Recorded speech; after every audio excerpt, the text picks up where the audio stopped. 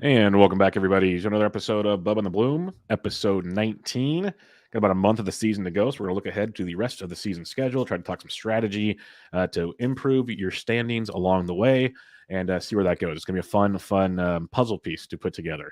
And you can find me on Twitter at BDintric, and my co-host, as always, on Twitter at RyanBHQ. Ryan, how we doing, man? Doing great. Good to be back with you. I know we had to miss last week. I had some stuff going on, but always look forward to this one day early. So Yep. I'll make the kind of stupid office job that feels like a Thursday when it's a Wednesday, but Yep, it no, does. So it does. yeah, With Wednesday the night. holiday, it's all kind of a mess. I don't know Yeah. what day it is right now. But yeah, no, we're a day early. Gonna knock it out as I got stuff going on tomorrow night, so it'll be fun to get this one through here a little day early. So our weekend matchup picks will have an extra day to stew to see how like someone's gonna get injured tomorrow or I something. was gonna say Probably. one more day for someone to get scratched Yep. or get hurt and not play this weekend and screw up our picks. Yep, it'll be great. It'll be great. We'll get to that recap in a minute because I might be paying for golf pretty soon. It looks like, so that'll be fun as well. But we'll get into some recent news in a minute. But we didn't do it last time. We'll start with it this time. Ryan, plug First Pitch Arizona. Yeah, it's coming up, man. It Mhm. is. So I'll see you in less than 2 months. So November Yep. 3rd through 6th. Yeah, that's crazy. We are already kind of starting to fine tune the agenda and the panels and all that stuff. So if anyone out there is interested in going, has questions about it, hit me up. But 3 days in the desert, like I said, the 3rd through 6th at Wrigleyville West. Potentially World Series Game 6, Game 7 at the hotel lobby. If not, we'll hit the Home Run Derby. We'll hit Fall Stars that same weekend across the street. Yeah, just really looking forward to it. Anyone who I make the standing offer every year, but anyone who's a first timer goes out there, come find me. Beers on me.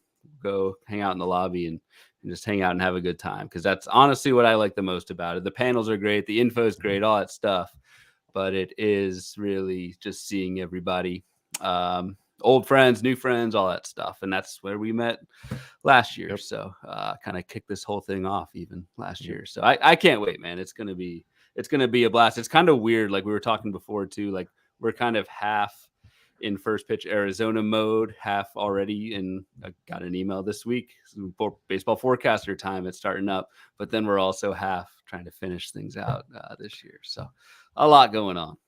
Yeah, a lot going on. We're trying to, like you said, keep focused on the rest of the season at the same time. We already did 7 rounds in a draft. I know we're itching to do at least 7 more. Like we're trying to plan that one. When you say FPAS, I think about the drafts there that are fun to see what's going on. Not to mention the panels, but you nailed it. It's the hanging out with the people, meeting the people. It's a blast. It's a great time. So I highly recommend it. And if you guys like to golf, we're trying to get a golf thing put together. So hit Ryan or myself up. We'll get you guys on the list and get a couple tee times booked, and we'll play some golf before the festivities really kick off down there in Mesa. Tons of golf courses to choose from. So we'll find something fun to have to get it going. I think we have Erickson and Mendelssohn and a few other guys already Chris on the Olsen list there. from HQ's in Olsen. there, so it'll be a fun group. Probably this is the first year we're doing it, so just kind of feeling things out and seeing who's interested and that sort of thing. But yeah, the plan is to play golf kind of midday Thursday, and then maybe shower. Who knows? I don't know. Shower optional. Before Bring your deodorant. Change of clothes and deodorant before the welcome reception. I think at Scottsdale Stadium Thursday night. Beautiful stadium, which is always fun. So the food's included. Get our drinks and watch some baseball and watch this year's Joey Weimer. Yes, Joey. I can't wait to find out who it's going to be. Who do I fall in love with for the weekend? I cannot wait. It's going to be. That's why part of me is looking forward to a potential World Series, hanging out with everybody, but I really want to see that home run derby. That home run derby could be a lot of fun. Like I agree. Like if we have to decide between Game 6 and the home run derby, I'm probably watching Game 6. Yeah. But I don't know. I mean, a lot of the times at these stadiums, they actually have TVs that are just kind of dropping out in the concourse, so you can just go to the game, watch Game 6 and the home run derby at the same time. So. Win-win. So we'll check all that stuff out. But yeah, hit us up if you have any questions. Ryan's the veteran in this one, so let us know. Recent news. This just happened tonight, so we don't have a lot of details just yet, but I just wanted to mention it just in case. Juan Soto left tonight's game. He got hit in the shoulder by a pitch. He's been in a bit of a slump as well, but never good when Juan Soto goes down. I know he's not helping teams at the moment, but he also could help you in the blink of an eye. So keep an eye on that going forward into the weekend. That could be another big hurdle. I don't know if you've seen anything else on that at all. No, just the guy, he kind of got hit in the upper back shoulder. Doesn't sound bad, but who knows? I mean, you mentioned the slump, Bubba. Like, I actually, I mean, so in prepping for this, I did just kind of I don't have Soto anywhere this year, but like, he hasn't stolen a base, even attempted to steal a base with San Diego, and is hitting 214, 3 home runs over the last month. Like, where would you, I mean, how early would you take? I mean, I think Juan Soto went in our 2023 Degenerates draft, went like 10th or 12th, I think, overall, which seemed a little late at the time. But I don't know. What do you think? He's a kind of mid first rounder next year? Soto went 10th overall to, of course, Brian Slack, but it's one of those. We'll see him healthy in spring, and you'll get your hopes up again. You know how talented he is, but in reality, like you said, he's just not running like he used to. He wasn't even running the ton last year, and there's so much talent at the top now when it comes to power, speed, and getting those 5 categories like we love to do, that he might get pushed back once pitching gets pushed up, and you see all these young studs continue to move up the boards. He might be a late first. I don't know if he slips into the second, but I think there's still going to be someone in every draft that wants Juan Soto. I mean, it's an interesting thought exercise at this point. Like, the lineup is going to be just fantastic next year, and there's no way that this BABIP's going to continue really for any length of time next season. But it's just interesting to only see him hitting 240, only 24 homers and 6 steals. But again, those were all with the Nationals. So yeah, because it comes down. It comes down if you're looking for outfielders, like Bryce Harper want to pick after him. A lot of similarities in the overall profile there. Jordan Alvarez went in round 2. You could probably make an argument for a healthy Jordan over Soto if you're not worried about the steals. So it does become quite interesting when you really want to break it all down going into the next year. But we'll have plenty of time to do that for sure. Starling Marte was starting to heat up of late, and then he got hit in the hand, fractured a finger. They're saying he's day-to-day. I don't know how a fractured finger lets you come back and be productive, but what do I know? So he's day-to-day for now, Ryan, not on the IL, but we'll get to some other guys that were day-to-day that are on the IL now. So what's your thoughts on Starling Marte?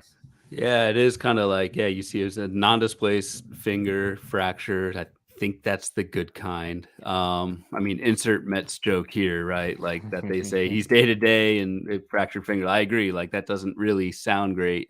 So we'll see. I'm not really trusting what the Mets are saying right now. I don't know if it's, when he'll be back. I do know it's probably Taylor Naquin time again. Yep. Naquin started both games in Marte's absence in right field.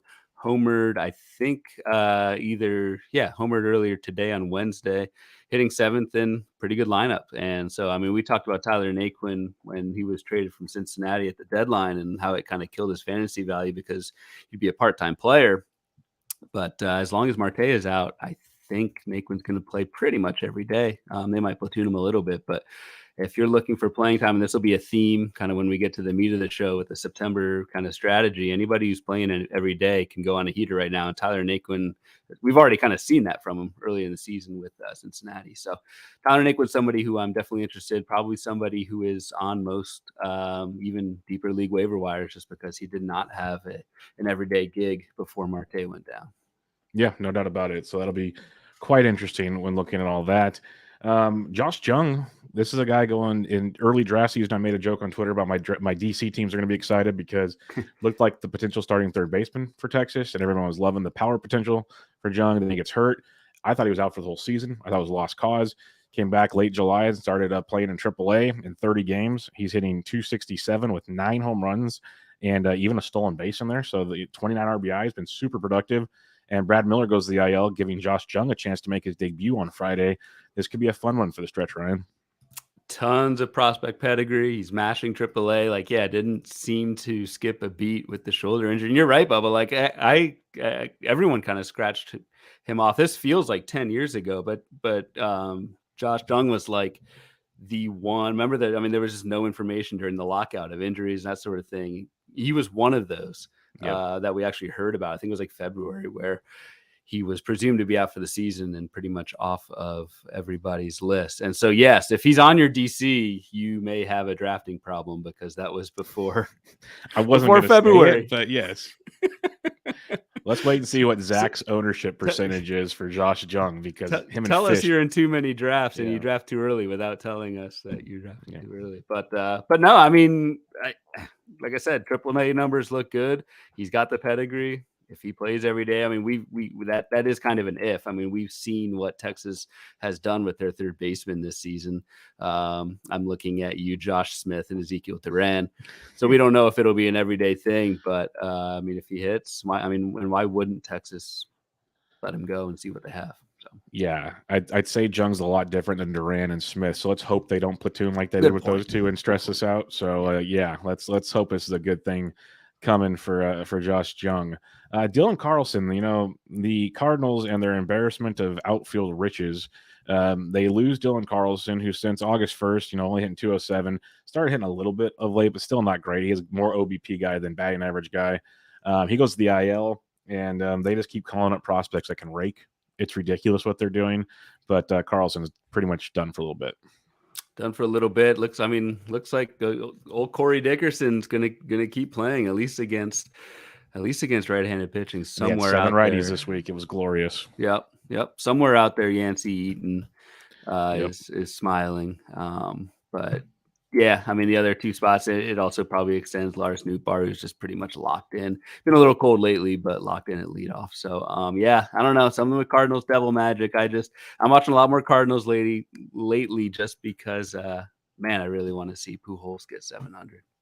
Yeah, it'd be really a big shame if he makes this massive push and then somehow doesn't get there. And it'd be like, oh, come on, man. Like, you're so close. Make it happen. That would be a real big bummer, but we'll see. They're trying to give him as much playing time as possible, it looks like. So, and I saw there are some kind of prop bets out there, and I think for Pujols to get to 700, it's like plus 200 odds, and to not get it's like minus 275. So interesting. So yeah, might be some fun plus money to see what happens. I mentioned earlier that we had some guys that were day-to-day and supposed to pitch later this week, and now they're on the IL. We'll start with Max Scherzer, who, whenever I hear he's hurt, I'm like, oh, he's going to pitch. He's going to be fine. It's Max Scherzer. He's not going on the IL. What are you talking about? Well, Max Scherzer goes on the IL. They say retroactive, so he'll only miss one start, supposedly. We'll see. But he goes to the IL. They did get Carlos Carrasco back recently, so they still have a 5-man rotation that consists of DeGrom, Peterson, Carrasco, Walker, and Bassett. But, yeah, losing Scherzer, hopefully it's just one start, because that could really sting down the stretch here. Yeah, really could. And, I mean, the Mets don't really have the ability to take it easy with Scherzer. I mean, they're in a dogfight with the Braves right now. The Braves are just absolutely on fire. That race is going to be, I mean, the Mets haven't really even played that bad, and the Braves have caught him anyway. But I mean, going back to Scherzer, the Mets need him back. So not to say they're going to push him back, but they're certainly not going to take their time with Scherzer. I mean, David Peterson, I think, like you mentioned, Bubba, Carrasco's back. Kind of didn't pitch very well in his first start, but I think if anything, this solidifies David Peterson, and I think the Mets get the Marlins this weekend, and Peterson's starting glorious. Friday night. So all systems go with David Peterson. I mean, if you're looking for pitching at this point, Peterson has the length. He pitches on a good team. He's got 19 strikeouts to 3 walks over his last 3 starts. 2 of those starts were against the Rockies and Nationals, but whatever. That's someone who, I mean, I feel like we talk about him every other podcast because 6 starters like him always kind of get that opportunity again. But Peterson's absolutely someone I'm interested in. Yeah, and he's a guy we've talked about before that he changed his pitch mix up. He still has a little bit of a walk issue, but the strikeouts have come up in a big way. So, like you mentioned, the Marlins, just horrible offense, especially versus lefties. So, yeah, lock and load, have some fun with David Peterson. That should be a good one for the time being. Franchy Cordero to the IL. That was fun while it lasted for a few days. Bobby Dahlbeck gets sent down because he's not producing. He couldn't play shortstop. Yeah. Oh, my God. That is unbelievable. And Triston Casas, or Cases, I always mispronounce it, got called up. Casas, okay. He went deep yesterday for his first home run. In AAA, he was hitting 281 with 12 homers over 76 games. Dude can mash. We know this. Now he's going to get the chance because Hosmer is pretty much done for the year too. on paper, this looks like his job for the rest of the season, which is going to make Fab even more fun with no money on Monday or Sunday night. Yeah, it's absolutely Casas, and he's got Boston plays 3 righties at Baltimore this weekend, so like that could probably even pump up that Fab price even more with a big weekend for Casas. And subtle plug for first pitch Arizona, but Casas was one of the highlight kind of prospects that we saw out there last year. So like fall league, you're gonna get to see a lot of these guys that will be up in 2023. Casas, I mean, have you seen him? That dude is a house. He's big dude. Big dude. My yeah, God. No, like he's built to play first base / DH and then retire into a beer league softball league. Man, he is he's I mean, it's not like a Vogelbach. It's an Adam Dunn. Like he's got some height to him and a lot of muscle, but like, man, I don't remember him being that big. He's like the John Dowd guy from the old baseball game when they couldn't use Barry Bonds. Yeah, just some hulking lefty. Yeah. I mean, yeah, so like size is not a fantasy category, but like, yeah, the power is legit. We've been talking about Casas throughout the season just because I thought this call up should have come sooner, but obviously Boston's playing that keep him rookie eligible game for 2023. Numbers were great in AAA, gets on base, has power. If you need power, and you probably do, Casas is definitely on there. It's probably going to cost you, depending on what people have left in Fab, but it's probably going to cost you because I think he's going to be in for a big weekend against 3 righties against Baltimore. Yeah, I'm with you. It should be a monster weekend, and we'll see if he sneaks through for $1 again. I'm going to try very, very hard. So we'll see how that plays out. Willson Contreras of the Chicago Cubs. Yes, if people missed the trade deadline, he's still a Chicago Cub. This is probably why he got hurt because he's on the Cubs. But he goes to the IL. Jan Gomes is starting. And, Jan Gomes has been serviceable in his career when he gets regular playing time. So I will say that much. I won't clown on Jan Gomes. I'm more going to clown on the Cubs because they didn't trade Willson Contreras, who is having a good season, but it doesn't really matter anymore. Yeah, doesn't really matter anymore. And it's funny, like I made this joke in our 2023 draft, but like I drafted Contreras in the 7th round, and like for whatever reason, I'm in some kind of like time realm where I'm rooting for these guys in the wrong year. But yeah, I don't know. I mean, Contreras, I mean, is he a drop? Like that's this kind of stuff you got to start thinking about, because a 10-day IL stint is, third of the season, a little bit more than a third of the season. So something I definitely consider, as weird as that sounds, because you have to be so aggressive. And Gomes, yeah, like you said, Bubba has always been kind of serviceable in an everyday role. 14% strikeout rate. He's only hitting 220, but making plenty of contact. Not much quality to it. 6 homers and 236 plate appearances, 4% barrel rate. Kind of like a can't hurt you second catcher type. So play it based off the matchups, and that's probably about it. Yeah, I'm 100% with you on that one. So we'll wait and see how it goes. But if we get any more news that he's going to be out for more than a week, I'd start looking into other plans, basically, when it comes to Willson Contreras, because you can't afford to be having that 0 much longer at the catcher's position. Anthony Rizzo goes to the IL. He's been battling back issues all year. He's always had back issues, but it seems like it's worse than usual right now. And also, the Yankees have had a little bit of a cushion to rest guys. That cushion is slowly evaporating, but they have that cushion still. But Rizzo's down and out for now. They called up Ronald Guzman to play there. It's pretty much been a platoon situation. Like Marwin Gonzalez has got some playing time. It's a mess in New York. It's a mess all around in New York. I mean, some of their lineups today. I know today was I think doubleheader. Yep, doubleheader. So like, but yeah, spring training vibes to some of these lineups. I'm not interested in Guzman or Marwin Gonzalez, who started for them today. It's kind of weird. Like I didn't realize I don't have much Rizzo. I didn't realize he's 5th in the American League in home runs. Like I thought the power was like going away. Short porch. Yeah, short porch is like a major part. When you get bored, or whoever has Rizzo in the spectator or the speculator, what I'm totally blanking, in the forecasters this year, look at his home road splits, and you will see a drastic split. It's almost like playing in Coors Field for Rizzo. It's a big difference. That short porch has been a beautiful. He had that one game where he had that 3 home run game that I believe it was either him or Carpenter. It might have been Carpenter now. 3 home run game though, where none of the balls would have been home runs in any other ballpark. He's got 18 homers at home, 12 on the road. I mean, not like crazy, but yeah, it helps. It helps to have that, and and the fact that he's been doing this with back problems, kind of weird, but very weird, very weird. Another weird one: Justin Steele, back problems. Wasn't supposed to be on the IL. Was supposed to pitch Thursday. Well, he's on the IL after the lineup's locked, so that was fun. And I love Justin Steele. I've talked about him plenty on shows. He's been great. He's absolutely outstanding. Pretty much a drop now, unless we get some news that he's going to be starting early next week. It's going to be tough to hang on to Justin Steele, but what are you thinking on him?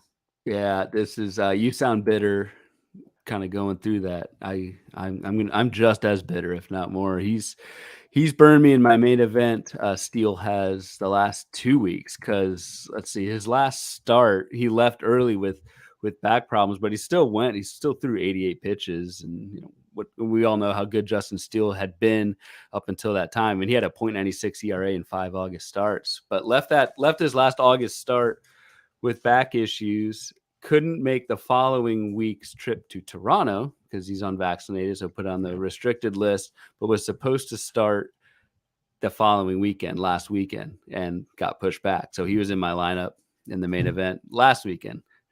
And he's in the lineup this week because he was supposed to have the Tuesday. I was supposed to go Tuesday. And so it's been a 0-0 for me for Justin Steele. I will be dropping with joy, but a damn impressive finish for him. He's someone I'm going to be very interested in 2023. I know back issues can kind of linger, but he's a young buck, age 27 season next year. So it's definitely someone who I'm impressed with. A little bit of a pitch mix change and really good skills to round out the season despite these 2 weeks of madness. Yeah, no, I'm very, very intrigued with him next year. He's been absolutely outstanding, and he'll probably throw another gem or something right at the end of the season to really reel us all in. So, and make it sting even more for the loss we've had recently. But I at least got him for a few weeks, so it wasn't just a 2-week burn that you got. So you can be a little more bitter than me. That is for sure. Rough. And this was kind of more of a tongue-in-cheek one here. Austin Slater to the IL. Lewis Brinson gets called up, and he has been crushing baseballs. Like I made the joke when he got picked up by the Giants and called up because I remember last year when he tore it up for like 3 weeks and it was great. And he just loves hitting lefties, and it's a big lefty week for the Giants. But Brinson's hit safely in 4 or 5 games and with 3 home runs. I will say this though, in the minors for the Astros before he went to the Giants, he was hitting .299 with 22 homers and 5 stolen bases. So he wasn't just like a scrub. Like he was doing stuff in AAA, which just makes you like he's that perfect 4A player basically. And yeah, I'm not saying go and pick him up, people, because once they get back to regular schedule, it's Lamont Wade Jr. time. But just something to think about. Yeah, I was gonna say counterpoint to that AAA comment. He is 28 years old now. So quad A is a good call.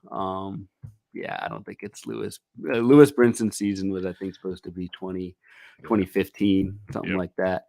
I mean, it's kind of weird. The Giants have faced 4 lefties in a row. And they got 2 more this week. They got 2 more. So he's leading off against lefties. He's taking the Austin Slater role. Yep. It's not gonna last once they start facing righties and people get healthy. But yeah, Lewis Brinson, what a name.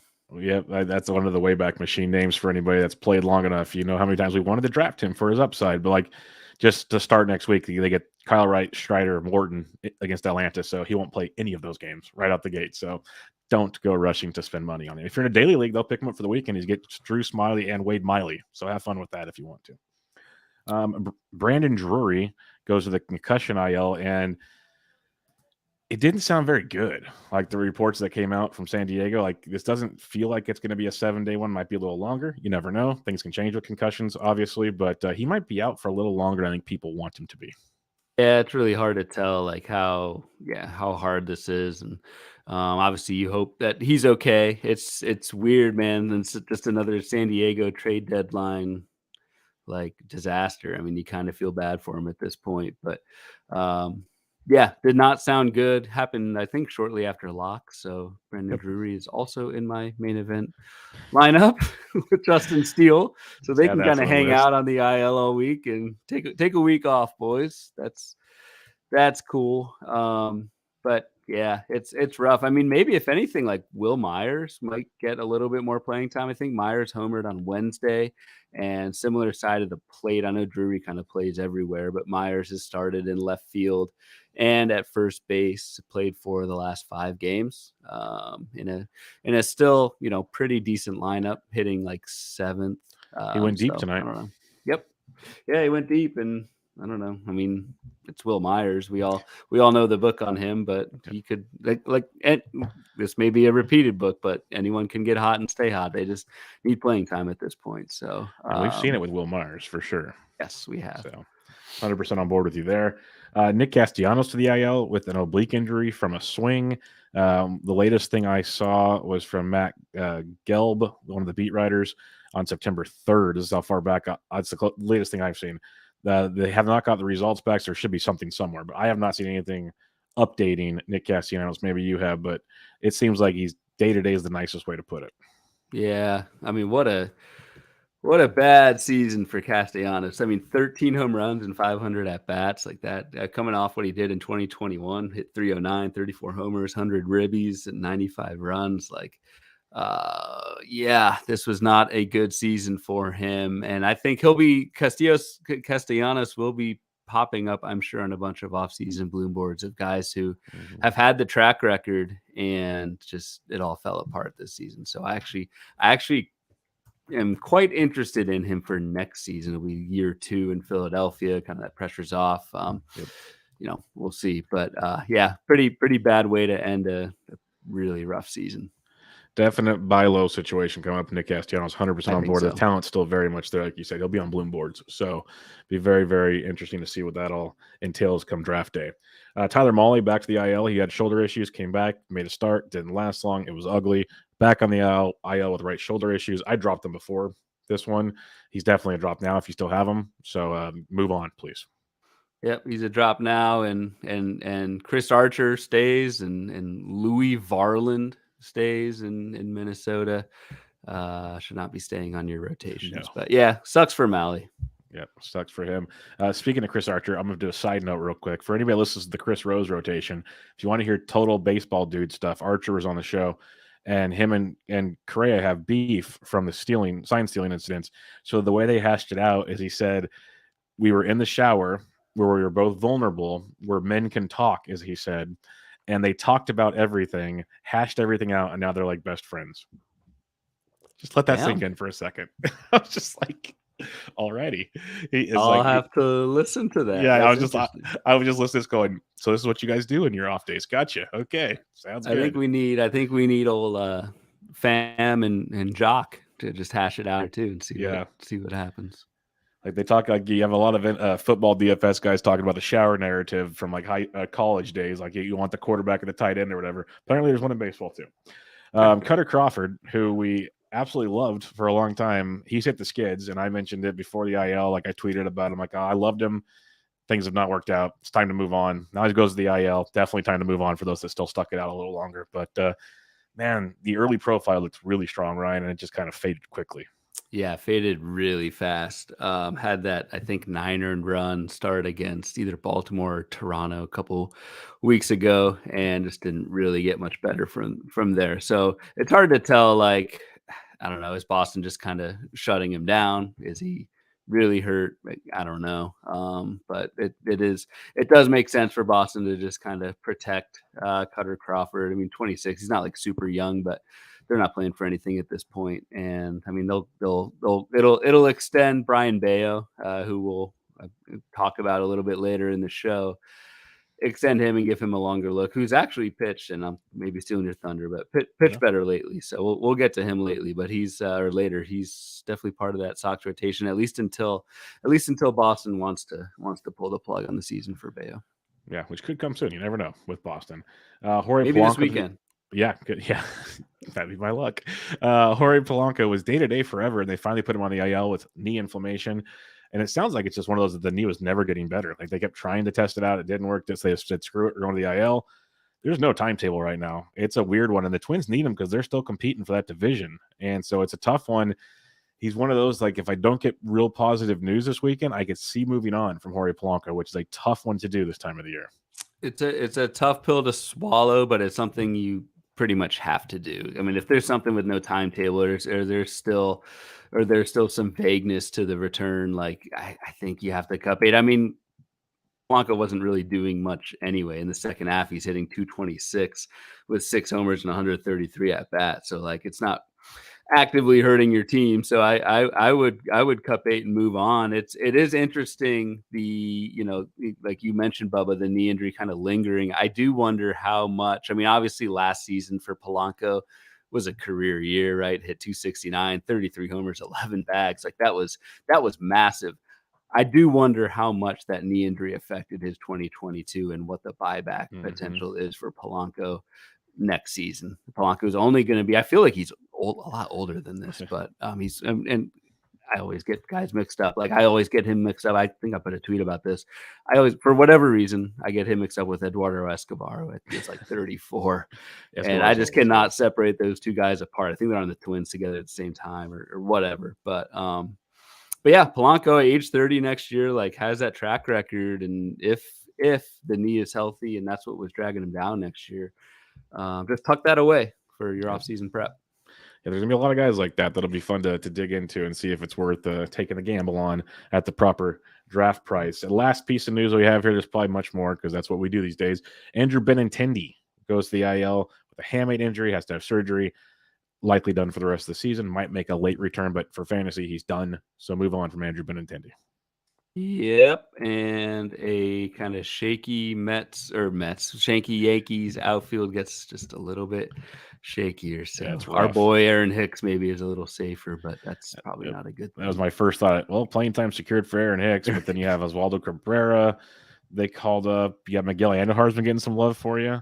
Estevan Florial. Like, look at their roster resource page. Like, this is not supposed to be the New York Yankees. This is pretty impressive seeing this roster right here. There's the Braves peaking at the right time, and then there's the Yankees, which not that. Speaking of which, just going to throw it out there because I can. Jordan Montgomery with another great start on Wednesday night. Good job, Yankees. Yeah.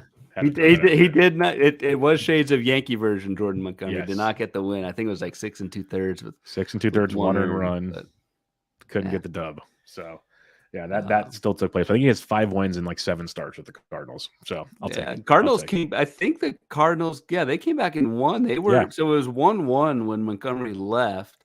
They won 6-5. The Cardinals gave up. Yeah, it was 5-1. Cardinals gave up 4 runs in the bullpen and then came back 6-5. So Cardinals devil magic. It's gonna be fun. Cardinals Braves NLCS. Or get ready. Or whoever has to face the Dodgers in the opening segment is gonna be fun too. Like it's gonna be interesting to see how that all shakes out. But let's talk weekly matchups. Our matchup game that going into last week, we just keep tying. That's what we do. It's simple game we play here. Until last week, where Ryan got lucky. That's all I'm gonna say. He had Brendan Donovan. I had Harold Ramirez. He won. I had Drew Smiley. He had Austin Voth. He won. I'll let you take it from there. Yeah, my odds of having you pay my greens fee at first pitch just got a little bit better because I'm up. 11-9 on you on the season. So you need to sweep a weekend back from me because it's almost getting to dormy stage. So we'll see, but. Yeah, we didn't get to play last week. I'm not conceding any putts to you, so you have to figure it out. Oh, no. We'll play this one out for sure. But, I mean, it's kind of like futility on the pitcher side. Drew Smiley, only 2 strikeouts. I thought that was embarrassing. I thought that was a good play. I didn't think both would win. I mean, he only had 4 strikeouts, so whatever. Our hitters both did fine. Harold Ramirez and Donovan. I just happened to edge you out 8-7. So, you hate to see it. You hate to see it. You really do. You hate to see it. If you guys want to see what he really feels like, watch the video. He hates to see it. When we look at the weekly matchups for Baseball HQ here, Ryan, we usually have a bunch like -1+ type matchups. We don't really have those this week. We have good matchups. Phillies, Phillies against Washington. We got Milwaukee and Great American Small Park, which is always great. Arizona's and Coors. So some of those that you'd expect, but overall, nothing like that just jumps off the page to you. No, those are the big ones. Yeah, the top 5 with HQ are So the Phillies against Washington. Arizona at Colorado is interesting to me. Arizona, like they're quietly like mashing right now. I think they're gonna they're gonna score some runs this weekend at Coors, and they're facing Marquez, Jose Arena, and my man Ryan Feltner on Sunday. So runs galore for Arizona. It's also 3 righties, and Boston. I mentioned Boston before with Casas, but they get 3 righties at Baltimore. So Arizona, Boston lefties are guys. If you're in like weekend leagues or daily pickups, those are guys you want to target. And then Bubba, like you mentioned at the top, HQ's ratings really like Philly. Who hosts Washington, the Brewers, and Kansas City. Everyone who plays this week is 3 games, so no volume advantages to glean really. And no volume, but we get Coors and Great American Small Park, which is always fun if you want to try to pinpoint those things. Not always easy. Like I didn't this weekend, but you can try to find things in and out when you can. On the flip side of things, though, the Angels are going to continue to struggle, I think, going up against Houston. That's going to be an interesting one. Ohtani will probably hit 4 home runs, but everybody else will stink. Washington, they've actually been sneaky good the last few days, so that'll be interesting to see how the matchups dictate that in Philly. And then, man, San Diego, well, what used to be.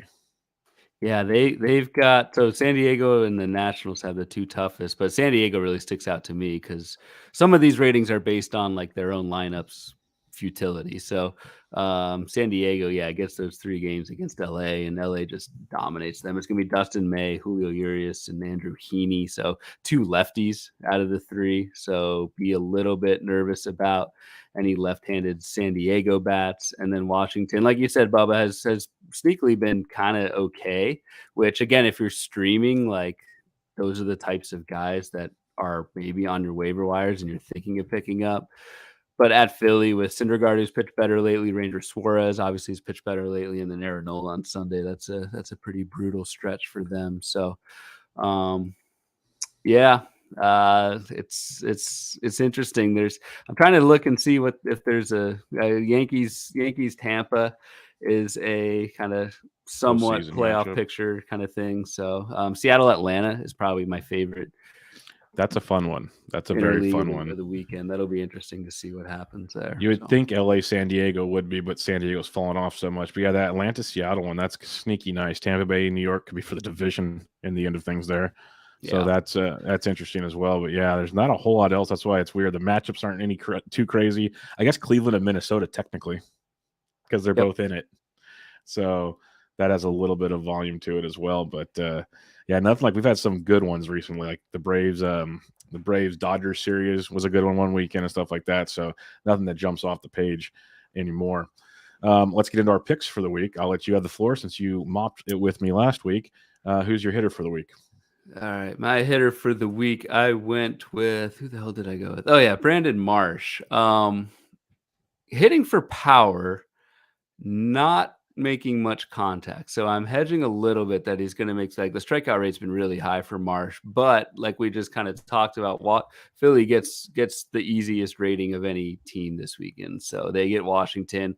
It is one lefty, but that lefty is Patrick Corbin. So is that really a lefty? Like I think Marsh might play, or at least get a pinch hit appearance in that game. And then it's Eric Fetty and Anibal Sanchez who, if you told me Anibal Sanchez was still pitching at this point, that's something. So I went with Marsh. I just think I like the lineup. I think Philly's going to score a bunch of runs this weekend and maybe turn over a couple more times in the lineup. And so just needs to make a little bit of contact, but the quality contact's been there for him. So we'll see. Yeah, no, I'm with you. He's surprised me. I was bummed when he got hurt when he first came over, but it's good to see him back in action. I'm with C-Dick. I wrote about him. I talked about him all weekend. We already talked about him on this show. I'm a huge fan of what he's doing right now, and it's all right-handers on deck. He's hitting like 5th usually against righties of late. Over his last 15 games, he's safely in 12 of them, hitting over 450. Only 1 homer, but all I care about is hits, runs, and RBIs. So he's accumulating right now overall, and they're facing Willson Contreras, JT Brubaker, Mitch Keller, and the Pittsburgh bullpen. So sign me up for those matches. It stinks it's in Pittsburgh, but again, he could put a couple 2-hit games in there, score a run or two, drive in a run or two. It wouldn't shock me at all with Dickerson this weekend. So that's what I'm going for. You're going for the power. I'm going for accumulation. We'll see how that one plays out. But I think it'll be a it might be even like last week. And this could be a close one where like one thing is going to break this one wide open, and and you might have the upper hand there with the power in that ballpark against Washington. So we'll see how that plays out. We'll see. Accumulation usually wins out. Like, the park isn't great at Pittsburgh, but it is. I mean, like you said, those 3 righties, and I mean, we talked about. I shouldn't have hyped Dickerson. I didn't realize that was your pick until just now. Should have hyped him earlier on, but yeah, 3 righties. Like that's what you want. So he's going to play each of those 3 games, I would think. 100%. Who is your pitcher for the week? So pitching, broken record here, but pitching is extremely thin, even in 12 teamers, under 50%. But I went with Daniel Lynch. I thought this was a pretty good matchup. Lynch is pitching at home against Detroit, so I know we're just counting strikeouts for our little game here, but I think win potential is pretty solid. Detroit is just kind of playing out the string at this point. Kansas City is as well.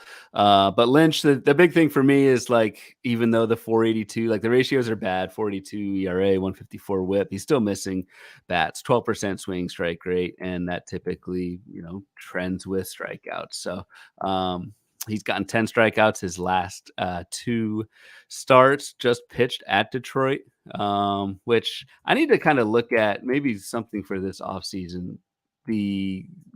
Facing the same team twice in a row, how does that second start go? The narrative, the conventional wisdom is it's not going to go as well. I don't know if that's actually true. I don't know if it might be. I just haven't seen the numbers of the study behind it, so it could be something. But kind of going off on a tangent, but Lynch is my pick at hosting Detroit. I like the matchup more than anything else. For DFS thoughts, because this has happened a lot this year, it feels like it's probably like 65-35 bad. But there's been a lot of goods. There's been a couple though where there's 3 straight starts, and that's when it got nasty. So I mean, intuitively, like, you see the same pitches, Yep. you pick up on the release point, like that sort of thing. It makes sense. Yeah, I don't know. I don't think I've ever seen like an actual study on it. So yeah, something to definitely dig into. So it'd be interesting to see. I'm going Brayan Bello, as you mentioned him earlier. Big time prospect, struggled his first time through. Walks were an issue. Strikeouts weren't even really there a ton. But since getting demoted and coming back up, he's made 3 starts, total of 15 innings, has 14 Ks is what we're looking for. He's got 5 or more in 2 out of his 3 starts. Does face Baltimore, who's been sneaky good. We know this. They've been sneaky good, but they still strike out. And that's all I'm looking for. If Bello could somehow go 5-6 innings, I should on paper get 5+ Ks. And that's what I'm shooting for here as this improvement. The pitches are filthy when he's not walking the world. So I'm going with Brayan Bello, hoping I get a little Cutter Crawford love in retrospect there, and go get some Brayan Bello strikeouts and get me back into the get even column going into the next week. it's funny, like with Bello, and I put this out maybe a week or so ago, but like was a pretty hyped prospect when he got called up in July, and like the fab hype was building, but then he went out there and just kind of crapped the bed in his first start, and that kind of tempered things. But what if like things were reversed? I mean, he had that August 24 start against Toronto, 7 Ks, 1 walk, and 5 innings. Like, imagine if that was Bello's first start instead of his 7th start. That would have been some pretty wild fab bidding. It's just funny how sequencing matters so much in our game. Yeah, people probably forget that Logan Gilbert was like that a lot last year. Like, I was pumped for him, and now look at him. He's a regular.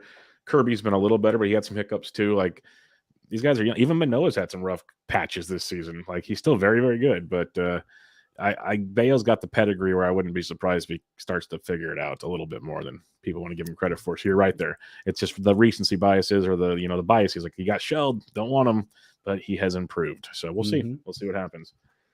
All right, let's talk about it. I said we got about a month to go here. So let's talk September strategy. This is going to be fun because it's where can I make up ground? You're going to see guys like we talk about the Dussaults of the world and DiPietros and some other guys that they'll drop some big boy names because they're like, this does not help my team anymore. And you have to be able to do that and not worry about the repercussions in the rest of your league.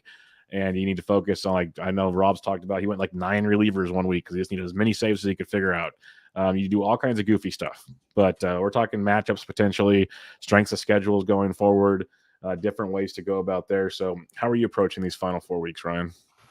I mean, you'll hear this on like kind of every podcast, so I don't want to make it kind of too basic or just repeating the normal echo chamber type stuff. But everything at this point is about 2 things. It's about playing time and it's about categories. Like those are the only 2 things that should matter. You need hitters who are in the lineup. You need pitchers who, at least from a starting pitcher aspect, are still going 5 innings and are planning to go 5 innings. Those are the two big things that you need to look for. So, I mean, just a couple examples just to kind of give this a little bit more meat than just like kind of theoretical stuff. Today, so on Wednesday, Jeffrey Springs, who has been fantastic for Tampa. He's kind of in uncharted workload territory for a Tampa team. He's kind of gone back and forth throughout his career between the bullpen and starting rotation, and Tampa's going to probably play it pretty safe with him. Jeffrey Springs started today and just went 3 innings through 39 pitches. And from what I understand, it wasn't injury related. I haven't seen anything injury related or anything like that. If you've got Jeffrey Springs, you're probably starting him because he's been fantastic. But how valuable is Jeffrey Springs if he's going 3 innings? He's not. And if you need wins and Ks, is Jeffrey Springs a cut? Probably. Yeah. So it's just like, that's an example of someone who you think like, oh, I've got a starting pitcher. I'm going to start 8 starters this week. I need wins and Ks. Dig a little bit deeper and kind of see where some of these starting pitchers are in their kind of career in terms of workload compared to recent seasons and their last few kind of game logs. How many pitches, how many innings, what are the tea leaves? Are they getting shut down, or are they getting even worse than a shutdown, like slowed down in Springs' case where he's only going like 3 innings at a time? Yeah, shutdown would be a lot better because it's just like, okay, cool, you just move on, right? Yeah, it's like done. But and then we were talking about before the show, I said you could see with like the Kyle Wrights, the Spencer Striders, a lot of these young guys that teams are going to have postseason runs that need these guys in the postseason. They're going to start finagling things too, and you're not going to know it sometimes. Sometimes they'll talk about it, but there'll be other times you're going to be like, okay, like I know Strider pitched normal today, but say he was facing Oakland, you're all pumped, like, yeah, what if he just went out and threw 3 innings? You'd be like, you got to be kidding me right now. Like out of all the starts, like, and then you're gonna let him probably go a full go against like, the Mets or something and watch him get hit around or something. Like, it's just one of those things where it's gonna be super frustrating on some of these teams that have a lot to go for them. There'll be other teams that just kind of throw in the towel, like we mentioned Boston. How much longer does Bello go? And then they call up another guy that can't pitch or something, or so that just changes the matchup scenarios up. So you're looking for different hitters on different teams that you might not even think about for certain times. So that's also something to definitely keep in mind and approach those situations. But when you're looking at categories, I know we have a question on this later, but are there any categories that you think are easier to come by this time of year? Like, nothing's easy, of course, because you need the playing time, but like, are you thinking I can accumulate strikeouts pretty easily compared to other stats? Or are you thinking like runs, RBIs, maybe stolen bases? Like, is there a certain category that you're thinking I can make some moves in?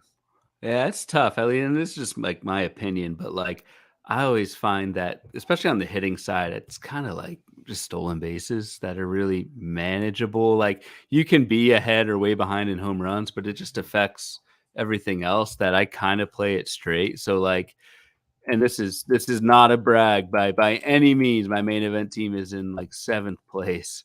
Trying to cash, but I'm like probably 10, 15 points out. That team is 30 home runs in first. So 2nd place is 30 home runs behind me. But am I going to like drop my power hitters and pick up Miles Straws and Bubba Thompson? No, because I do need, batting average and runs and RBI. Like, it's all connected. So like steals, I think on the hitting side is really the only one that you can kind of manage. And then on the pitching side, ratios are interesting because they work both ways. Yep. So counting stats are a little bit different, where like people ahead of you cannot go back in counting stats, but they certainly can in ERA and WHIP. So you can certainly make up more ground than you think in ratios. And lose more ground than you think in ratios. And lose more. I'm speaking on the positive side here. But yes, if you do have a Cutter Crawford like I did in my main with that 9-run run outing, yes, you can lose a lot of ground in that as well. And that's kind of the danger in just finding as many starters as possible and going 8 or 9 starters is, yes, you might gain some ground in strikeouts and wins because maybe you don't need the saves or whatever, but depending on the quality of those starters, like, you still need to be in ratio protection mode, I think. Yeah, no, and that's why I only made that joke, because it's one of the lessons learned that we'll probably talk about in the offseason from this year, but from last year for me is I was chasing potential wins and strikeouts, so I was trying to get as many starts as possible, and it lost me grounds and ratios that cost me in a couple leagues. And it was one of those, like, you don't think of it in the moment, but when you're looking back, like, well, no, duh, like that makes sense. That's why I'm probably more hesitant this whole, like, all the time now with certain pitchers. Like, I'd rather not gamble on certain 2-start guys, even though it's like the Bible according to some. Like, oh, I need 2-start pitchers, and I'm like, I'm super cautious. Like, I'd rather sit back and risk not getting like 4 extra strikeouts or something, and that kind of scenario. So that's the only reason why I wanted to make that joke, because that's something I've learned, and we learn stuff every year. Like, I got a whole book on what I've screwed up this year. So. But last year, that one stuck out in a big way, was streaming for wins and Ks. It can backfire in a big way as well. Yep. And always just keep out, and I mean, this is pretty basic stuff too, but just keep out like how bunched you are in those categories. So if you are maybe 10th in ERA and WHIP, and you say, I'm just going to punt it, I'm not doing well there anyway. Where are the guys around you? Yeah, no, that's something you can do. And also just simple stuff. Look at your standings and which categories can you actually physically move in. Otherwise, don't worry about it. Like, some categories, if you need like 12 home runs to get 3 points, that might be way too hard this time of the year in reality, like making up 12 homers. But if you need like 5 RBIs and like 6 runs somewhere else, maybe start focusing on top of the order bats or something. Like, there's different ways to go about it in those scenarios where you're not chasing a lost category just because they're the hot bat. Like, everyone wants the Corbin Carrolls, the Gunnar Hendersons, the Triston Casases, but in reality, I've sat back and thought about it recently. Did they really need to be on my teams? All of them. Maybe some of them, but not all of them. Was it worth spending my money on those guys where I could have saved it to maybe stream for guys we'll talk about the final week of the season when we need to load up on pitching? Like, it could backfire in that regard as well. And just an example for like some of the category bunching, I'll just use my mixed labor team as an example. So like right now I'm 3rd in saves. I've got 61 saves. The second place team has 66 and first place has 82. So like there is no way I'm getting not to first ever. I'm probably not even going to get to second. The team behind me has 51 saves. So they're 10 saves behind. There's just really no one around me. So it does behoove me to, and it's kind of funny. I had 3 closers, which is why I'm doing well. I had Kenley Jansen, Josh Hader, and Ryan Helsley. Traded Jansen like 2 weeks ago because I kind of saw this coming for Sean Manaea, and then Josh Hader has imploded. Yeah, I know. Josh Hader has imploded, and then Ryan Helsley's just kind of doing okay. But that's just an example of like bunching and how spread out the categories are. Like, a save does me no good. And so am I going to, bench Ryan Helsley in favor of like a 9th starter that I don't like? No, I'd rather get that ratio protection. But if there's any starter, even with any strikeout upside, I am going to kind of flip the switch. And I think this week I actually have 9 starters in that league, just because saves do me zero good at this point. And that's what you need to be looking at. Like, and you need to be ruthless for your drops. If someone's not useful for you, drop them. This is the time to drop them. So let me throw this scenario out there just to, like, for listeners to kind of think of ideas, because we're talking about when to start people, who to start, just based on things like, do I need to start closers? Should I start Jeffrey Springs? Would you rather start a 3-inning Jeffrey Springs over Ryan Helsley, knowing you might get like 3 to 5 innings of Springs if he makes 2 starts, over Ryan Helsley? Yep. Stuff like that. Yeah. No, I mean, those are the decisions you have to make. Like, I would probably take Helsley in that theoretical, just because the ratios have been so great. He's going to get the Ks, especially if it was like a 1-start Springs. But that's a great point. Like, Jeffrey Springs is I know I like how this has evolved in the Jeffrey Springs discussion, but like, it's a great example. I mean, a great middle reliever versus Jeffrey Springs the rest of the way. Like, would you rather have Loasiga of the Yankees, or would you rather have like a Springs situation? That's the kind of stuff that's like the realistic fab stuff coming up in the next few weeks. Like, do I want, like, literally go to Reliever Recon, go to HQ, Doug Dennis's stuff, go to the Fangraphs closer page, whatever works for you, whatever your deal is, and see who not the closers are, but who's getting heavy workload in the 7th and the 8th. look at those guys because you can get them for $1 right now, and those might be a lot better than a lot of the streaming options coming up. And that's the thing. It's like, and it's the perception of the value of these guys. So like Jeffrey Springs, he's sitting on your, NFBC roster or whatever. You look, he's 100% rostered in 12 teamers. Do you drop that? It's like, well, again, don't just hold him because he's heavily rostered in other leagues. Loizaga is 3% rostered. Again, probably pretty similar type ratios the rest of the way. Between those two, one is highly coveted, the other is not. So it's just interesting. Yeah, it's really interesting to see how that plays out. And on the flip side, it goes to hitting because in NFBC you got the bi-weekly moves. In other leagues you don't. So you have daily, of course, where it really changes the way you can stream things. But matchups become even more important. So like something as simple as you put a couple links up to a couple different pages, but just looking at the Fangraphs one, it's just super visible. Like you can see it. Like you go straight to Houston, for instance, starting this Friday, they don't have a day off until either late September or early October, like the last week of the season. So that's a lot of straight games if you just want to look at it. Because I tweeted it out Saturday night when I was working on Fab stuff that just looking ahead to next week's schedule, like the Reds have 9 games. Yep. There's 2 teams with 8 games. There's also like 4 or 5 teams with 5 games. Yep. And it sounds simple. And I know like we and other people like just blast that down over and over again, like the matchups, but a 5-game schedule is going to really hurt when there's 8 and 9 game schedules coming up. Even if it's a worse player on the 8 or 9er, as long as they're playing 8 or 9 games, they are somehow going to outperform most of those 5-game guys. It's just the way it's going. Unless it's an elite player, of course, they're going to outperform most of them. So that kind of little stuff. That difference of 3 games in a week, that's more than 10% of the season. It's huge. That's tremendous. Yeah.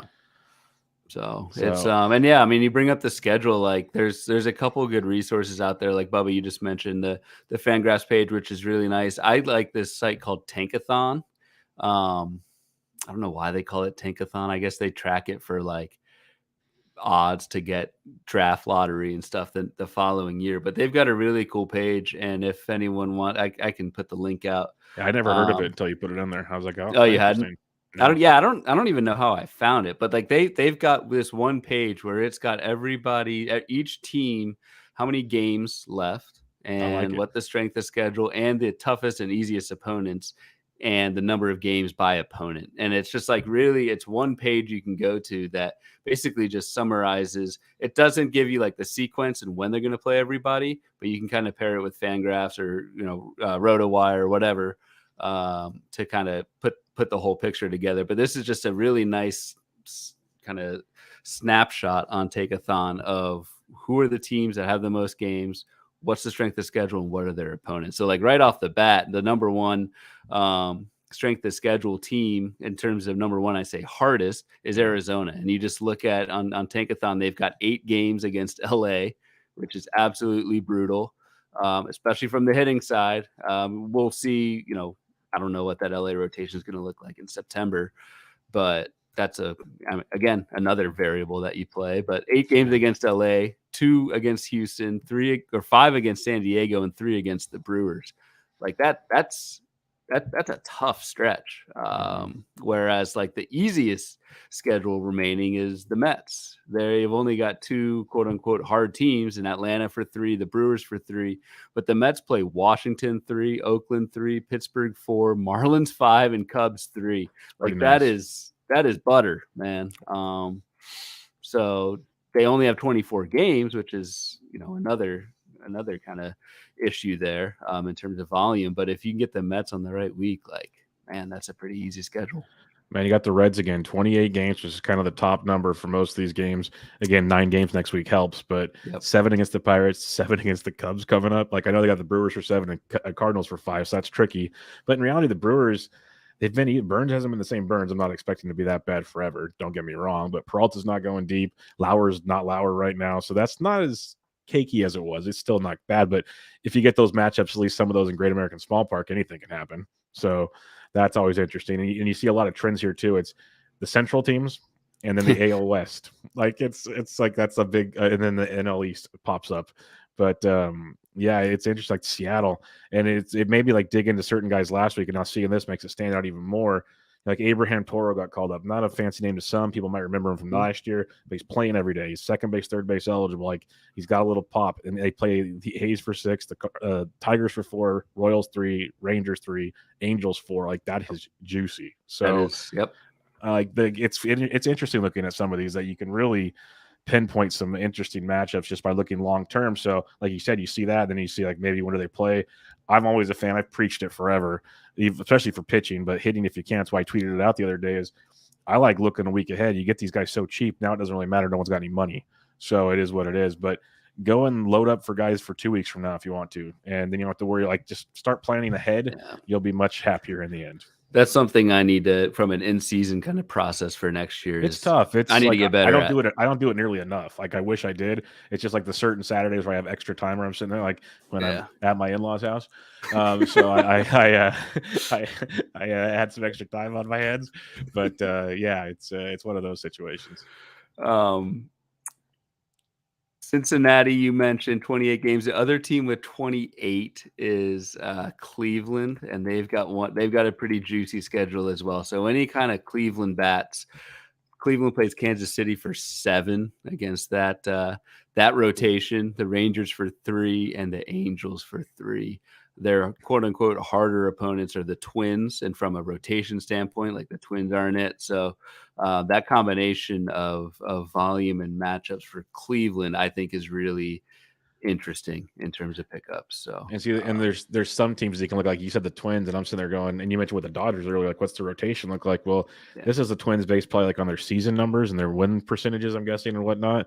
Now you know their winning percentage, I think. Yeah, that rotation just keeps getting worse and worse in Minnesota. So you could see those numbers flip. The next thing you know, Cleveland hits 8 against Minnesota, and that's on the other side of the spectrum pretty soon. So that's an interesting one to look at as well. So it's a cool page. It really stands out. Like the Yankees actually have a trickier schedule than you think. They're kind of middle of the pack, but it also another thing we've talked hitting this whole time, pitching people. Yep.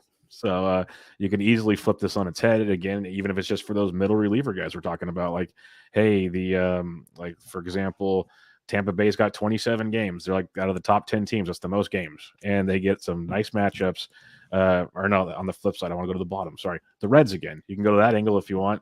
I've been trying to get a Diaz everywhere I can if you can find them, but the Reds, the Mariners have like 7 bullpen guys that are all viable. Like there's angles there for sure. And the other kind of hack you can do there if you're looking at streaming, and I think Reliever Recon has this as well. They do like a daily reliever streaming thing. You can look and target the guys that did not pitch Sunday because that's smart. More likely to pitch Monday, or maybe didn't pitch the weekend or whatever. You combine that with a 7 or 8 game schedule the following week. That can add up. I mean, that could be an extra appearance. And again, we're talking the tiniest of margins here, but an extra appearance could be a win, could be 2 more strikeouts. There are leagues that are decided on things like that if you're really in the race and in the thick of things. Yeah, if you've listened to any of the the Jenstead and Erickson pods, DPH and all the NFBC guys he has on, if you listen to any of these pods, Rob Silver talk about it. These guys, when they've won their overalls or they've seen someone else win one, there's always a story somewhere of like the last game, the last at bats, the last something. And you think it's silly, but it's literally like the dude struck out to end the game and that strikeout like got the job done. Or so this guy gave up a hit before he got pulled and his whip went up like 0.1. Like it's just little things like that you think nothing of. And it's just like, yep, that one little thing changed the whole spectrum. League. I may have said this on the pod before, but I won a league on the last day. The guy who I was battling with, it was James Anderson and Ian Kahn, Dynasty League. They had Robbie Ray going the last day of the season, and Robbie Ray gave up like a fly ball to right field. Right fielder just lost it in the sun, didn't touch it. It was not ruled an error. It was ruled a hit, run scored. Wow. I won in ratios because of that. So like, yes, it does happen. And I guess the end of the season, and we'll get to this in a second, but yeah, the end of the season's on a Wednesday this year. So it's not going to be too much of a productive work day, I don't think, for many fantasy managers. One last thing before we kind of get to that, because I do want to hit on that at the end, is Colorado. So this doesn't come up on the Tankathon thing, but I think Colorado's last home game is like September 25th. And so if you've got any Rockies, you're probably not playing them after that. So just keep that in mind. I know they finish. It's really weird. They finish they finish with a 5-game series at LA to end the season. So you got to drop all of your Rockies pretty much. And you probably want to drop them the week before. I say that now. But if the Dodgers start throwing some scrubby guys out there to get ready for the postseason, that's when you get those random they're so Ryan deep, McMahon though, has like 6 home runs over the week. Like it's something stupid like that. It's true, but that is something I saw out there. Definitely a good call though. I forget where, but yeah, I think it's like September 25th is the last home game for the Rockies. So something to keep in mind. It's a great call. And then you mentioned the last week is a half week, and like I heard Spore mention it like 3 or 4 weeks ago. And I mentioned it with Toby, and Toby didn't believe me. So like mid-pod, he had to go look it up. He's like, oh my. And so we have 27 fab weeks this year instead of the normal 26 because the last week is a half a week because of the lockout slowing things down. So that's going to make it a lot more fun. Like it's been kind of a topic we've discussed a little bit. I know Jenstead was tweeting about it the other day that basically you're going to have 40-ish% of the normal starting pitching pool pitching for the week, which means a lot of guys aren't starting, obviously 60%, which means you have to fill your 9 pitching spots. And that's where we kept talking about middle relievers, kind of leading to this potentially. Like this is where you need to lock up. And to be honest, I would pick them up a week early if I was you, because you are not going to be the only one wanting to get these guys. Yeah. So what do you have? Like, there's not a ton of strategy outside of looking at the schedules coming up, but do you have anything on this? Because it's going to be very vital. Again, if you can get like 5 or 6 stud middle relievers, even if they're 6th inning guys, just that can get out their ratios, get you 2 or 3 Ks over the 4 games, like that's tremendous. Yep, I mean that's the play, and the big thing to do about it now is just budget for it, especially if you're in leagues with dollar minimum bids, right? You've got to keep $5 or $6 to pick up 5 or 6 middle relievers. But it is kind of funny that it's happening at the end of the season, because I know we always talk about, the opening day is usually like on a Thursday, and we always talk about that at the beginning of the year, saying, okay, half your rotation is not going to play that first weekend, pick up a couple middle relievers late, the last couple rounds, and then drop them the following week. It's kind of that same thing, but reverse. It's the end of the season, and even more pronounced at the end of the season, because most starters game 162, they're out after 3-4 innings. So it's even more like exaggerated this season. So if you're counting on wins or Ks at all that last week or half week, Monday through Wednesday, it's going to be a tough go. Yeah, because you'll get like the option: do I want to pitch Dean Kramer, or do I want to go get some middle relievers? Stuff like that, where it's going to be, because your elite pitchers on playoff teams aren't going deep. They're just not, unless they're still fighting to get seeding, because there's weird seeding this year. So that could lead to something. Or like an award or something. Like an incentive on their contract. Yeah, stuff like that. But so it's definitely stuff you got to go deep. Forward. You got to research people's contracts. Maybe we'll have to really get in and figure that out down the road here. But do a contract incentive episode. Yeah, just like go through all the athletic beat writers. Like, what do we have going on here, guys? Like, figure it out. But it's going to be wild. It's going to be very, very wild. And we'll try to help you out down the stretch here with some more stuff, because that's about all there really is to focus on down the way here. Unless you guys have listener questions, come up with tons of them. We'll help you if you have specific questions. That makes it a lot easier. But otherwise, it's matchups. It's planning ahead. Like maybe next week we'll do a look ahead episode and try to like pinpoint some dudes or something to help you out, or look at relievers more for you, because I'm not a reliever expert, but there's a lot of great tools for that. But we can maybe narrow some things down as well along those lines. All right. We have a couple listener questions here. Let's get at it. We have I know the first one. I have a bone to pick with our buddy Ben Ted. Not that he asked this question, great question, but he said, this is for Ryan, but Bubba, feel free to answer if you went to college. Ben, like, what do I look like to you? Like, I know I'm this fat, bald guy that like talks sports all the time, but come on, man. Like, I went to school, UC Davis. Like, we don't worry about the GPA. The degree says the same thing. It's all that matters. Okay. I went to school. It only took you 12 years, but whatever. Hey, Van Wilder was a good time. Like, it's I saw that. Like, I'm like, Ben, it makes me like him more, actually, because that's like a smart ass comment that I would make. So that I appreciate that. But I didn't pick up on that. That is funny. I'm seeing it now. Yeah. Yeah. I just saw that right out the gate. I was like, I was going to call him. I'm going to save it for the show, because Ben's a great listener. He's a great dude. He's competing for an overall. I'm going to save it for the show. But he said to Ryan, because you guys found out last week when Ben did a great job on his first episode. So Ben, I'm jealous because I usually have first timers on my show. So Rob and I have beef right now, by the way. That's going to be a different topic. But he wants to know, since you guys are both engineers, because I'm assuming that's what IE stands for. Yep. Some kind of engineering. What was your favorite IE class? I didn't take IE classes in college, Ben, so I don't know the answer to this.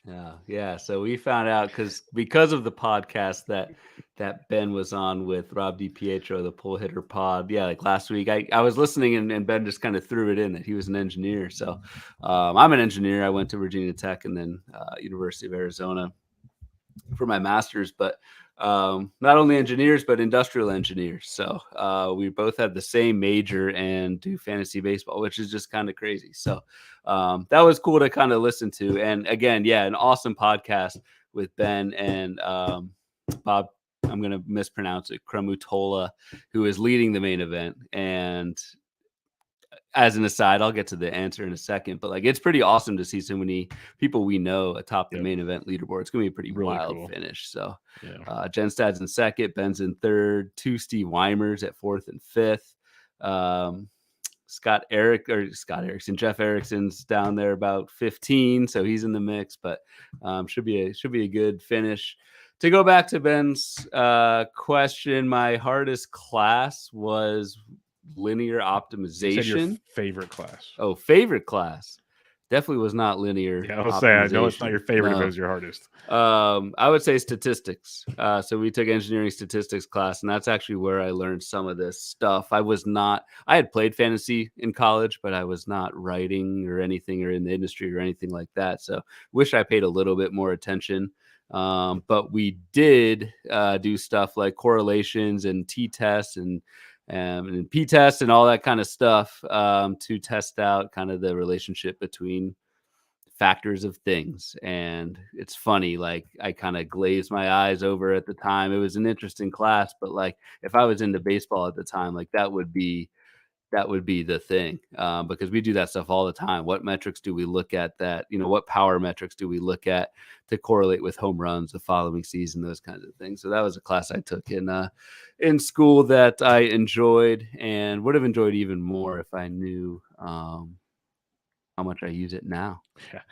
Yeah, because he said even though it was probably the hardest for him, it was operations research was his favorite one. So that was our hardest. So like that is and not to get too far down, but that is another one where I really wish this was before DFS. Just the title of it sounds like it could help out pretty much with a lot of this. It is all optimizing things. And so you've got constraints, you have a goal, and you need to find the best pathway to that. And so like DFS is the perfect, tons of sites have lineup optimizers. Like I probably would have done a project on this. We used to have to calculate this stuff by hand, but you've got constraints. You've got a $50,000 budget for your lineup. You've got to field one guy at each position. Those are your constraints. You also have a goal, and that goal is to maximize your fantasy points. So it comes up all the time in like manufacturing and stuff like that. So that's what we should be using it for. But I wish I would have used it for fantasy. Oh, well. Yeah. Well, it's funny because I'll give Ben some of my information here now because we got to flip this back. I went to college. Since you did go to college. Yeah, 5 years went to college. But I didn't take. It is funny when you say that though. I took statistics. I took like computer classes. I really wish I cared now because I am so jealous how you guys could put like charts and stuff. I want to do like simple things and I still can't figure it out. Like I want to be able to put like two lines together and then like compare the differences and stuff. And that's just way over my head still. Like it's pathetic. It's stuff you do on your boards in like 5 minutes. I wish I could do, and it just blows my mind. But like looking back, I should have focused more on that. I passed the class, but yeah, I enjoyed college more than I enjoyed classes in college. Let's put it that way. Yes. My favorite stuff is like they say when you go to your major courses, that's when it's fun because it's stuff you care about. So I did crop science type stuff because I'm in farming. So that was more my fun. The outdoors classes, those were the fun stuff I liked a lot more, like actually learning the actual whole production process and everything. Those are the classes I liked a lot more. So there you go, Ben. Outside. Yeah, there you go. Ben, you didn't ask, but yeah, you're getting it now. And Ben, I'm totally kidding. That was the snarky kind of stuff I live for right there. That was absolutely amazing. So come the first pitch, I'll buy you a beer, Ben. Mike Carter says, is Corbin Carroll a keeper in 12-team leagues for next year? I'd imagine so, but I guess it depends on your team.